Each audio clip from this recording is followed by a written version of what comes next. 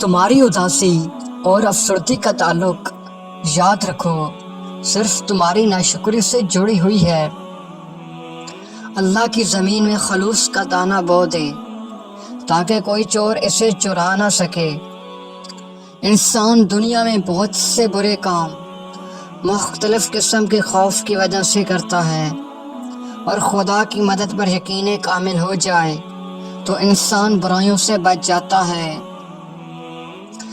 اگر تمہاری انا تمہاری رہنما ہے تو پھر مدد کے لیے قسمت کی طرف مت دیکھو۔ دن کو تم سوئے رہتے ہو اور راتیں مختصر ہیں۔ ممکن ہے کہ جب تم جاگو تو زندگی کی شام ہو چکی ہو۔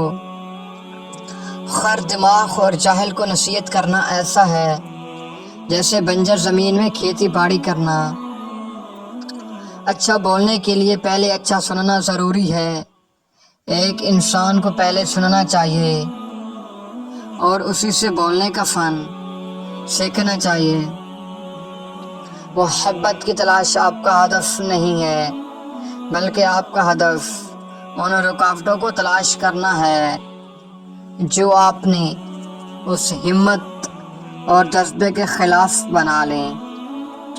اللہ کسی پر کوئی مصیبت نازل کرے تو اس کو چاہیے کہ صبر کرے، نہ کہ روئے یا چیخے، کیونکہ اس وقت اللہ اپنے بندے کو آزما رہا ہوتا ہے۔ صحت تھوڑے کھانے میں پوشیدہ ہے اور روح کی صحت تھوڑے گناہ کرنے میں چھپی ہوئی ہے۔ راہ درویشی چلنا اور بات ہے اور ذخیرہ جمع کرنا اور بات ہے۔ یا درویش بن یا ذخیرہ جمع کر۔